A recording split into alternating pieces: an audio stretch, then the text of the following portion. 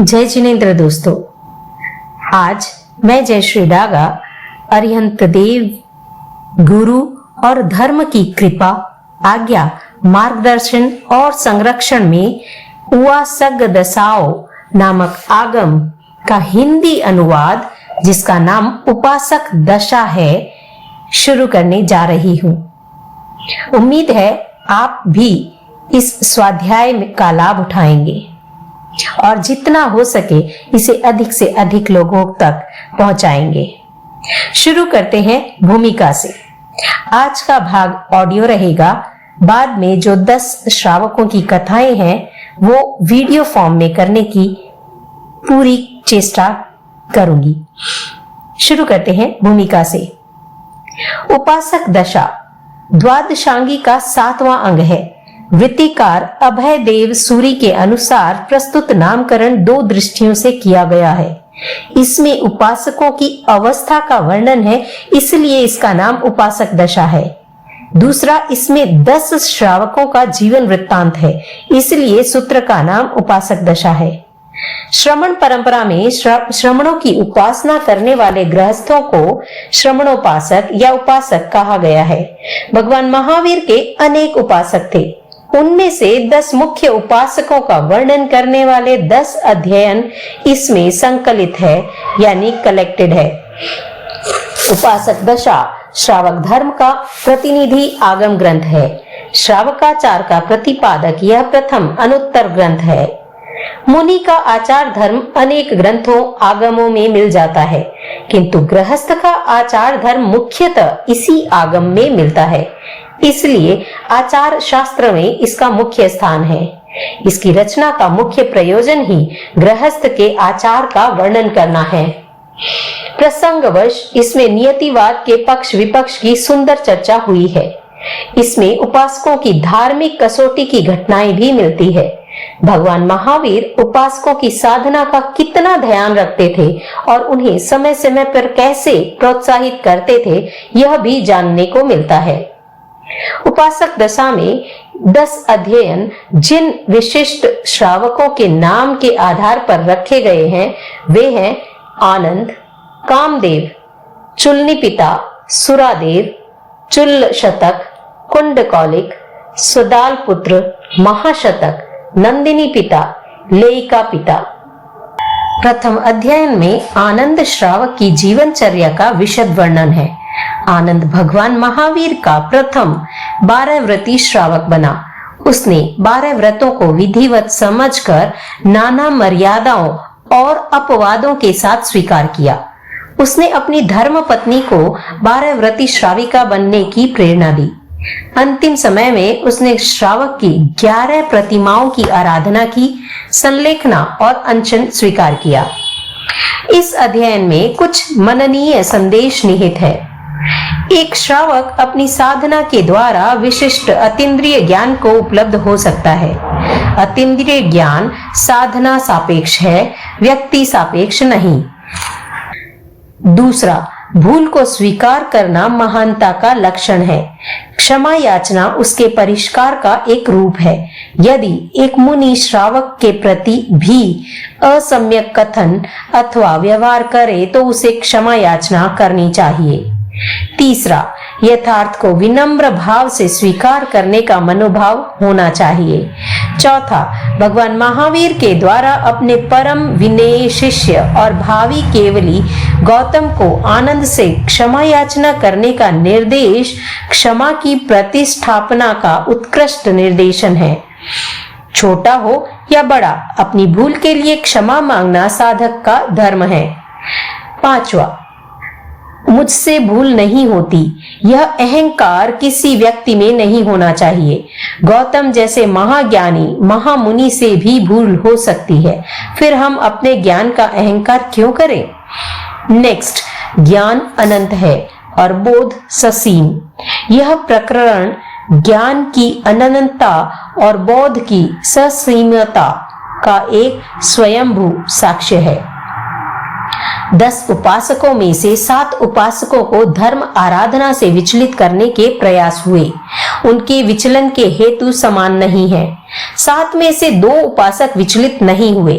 5 उपासक विचलित हुए किंतु पुनः संभल गए। चुलनी पिता, सुरादेव, चुल्ल शतक और सदाल पुत्र चारों देवकृत उपसर्ग से विचलित हुए।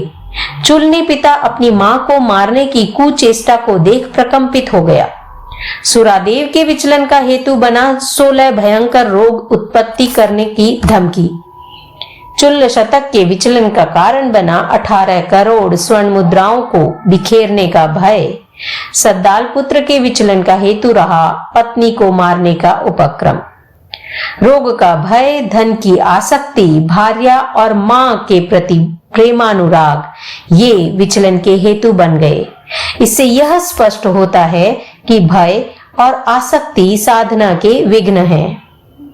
सुरादेव, चुल्ल शतक और सद्दाल पुत्र, इन तीनों श्रावकों में समानता का एक तत्व है। ये विचलन के पश्चात अपनी पत्नियों से प्रतिबुद्ध होकर धर्म में स्थिर हो गए और चुलनी पिता को प्रतिबुद्ध किया उसकी मां ने। यह श्राविका समाज की धर्म निष्ठा का उत्कृष्ट निदर्शन है। प्रतिबुद्ध होकर उन्होंने अपनी भूल को स्वीकार किया और वे प्रायश्चित कर विशुद्ध बने। महाशतक श्रावक को उसकी भार्या यानी पत्नी रेवती ने विचलित करने का प्रयास किया। काम भोग की बार बार प्रार्थना से महाशतक आकृष्ट हो गया। उसने रेवती की मृत्यु की भविष्यवाणी कर दी। एक व्यक्ति जितना क्रूर हो सकता है, इसका निदर्शन रेवती का चरित्र है। 12 सपत्नियों का विष प्रयोग और शस्त्र प्रयोग से विनाश, निर्ममता से पशुधन को कटवाकर मांस सेवन, विषयासक्ति और क्रूरता की जीवित मूर्ति बन गई। इस अध्ययन का उदात्त पक्ष यह है, स्वयं भगवान महावीर और गणधर गौतम ने अपनी उपासक को धर्म में पुनः स्थिर कर उसकी सदगति का पथ प्रशस्त किया। श्रावक कामदेव देवकृत उपसर्ग से अविचल रहे। उनकी प्रगाढ़ धर्म श्रद्धा एक श्रावक के लिए आदर्श है। श्रावक कुंडकौलिक का तत्व ज्ञान बहुत विशिष्ट था। उसने अपने तत्व ज्ञान से देवता को निरुत्तर कर दिया। भगवान महावीर ने अपनी अंतरंग परिषद में कामदेव की कष्ट सहिष्णुता की तथा कुंडकौलिक की धर्म श्रद्धा और ज्ञान बल की प्रशंसा की। एक तीर्थंकर द्वारा अपने श्रावक की धर्म श्रद्धा के उल्लेख का यह इतिहास दुर्लभ दस्तावेज है। लेइका पिता और नंदिनी पिता ने अपने परिवार का दायित्व अपने ज्येष्ठ पुत्रों को सौंपकर धर्माराधना में अपना जीवन समर्पित कर दिया। व्रत, त्याग और संयम की साधना से अपनी आत्मा को भावित किया। ये उपासक आर्थिक दृष्टि से संपन्न और सामाजिक दृष्टि से प्रतिष्ठित थे, किंतु इनका व्यक्तिगत जीवन बहुत संयत था। एक ओर प्रचुर भोग उपभोग के समुचित संसाधन, दूसरी ओर भोग उपभोग का स्वेच्छीकरण, सीमाकरण। उन्होंने स्वस्थ, सादगीमय, पवित्र, व्रत और त्याग से अनुप्राणित एक आदर्श जीवन जिया। इन उपासकों का जीवन एक आदर्श गृहस्थ के जीवन का मानक यानी स्टैंडर्ड बन सकता है। प्रस्तुत आगम में केवल 10 ही श्रमणोपासकों का नामोल्लेख हुआ है।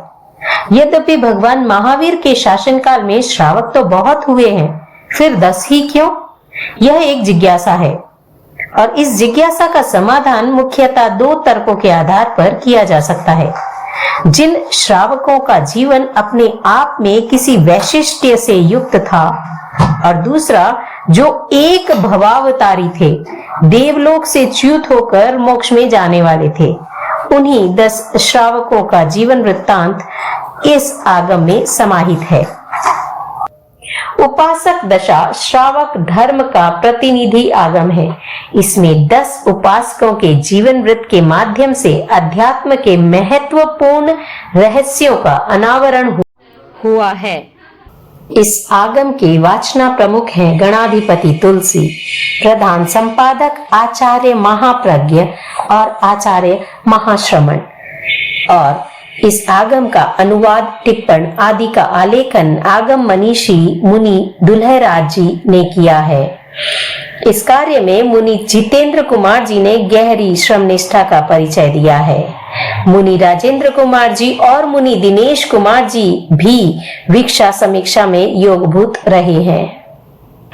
अगले एपिसोड में हम सुनेंगे भगवान महावीर के सबसे पहले उपासक आनंद के जीवन की गाथा।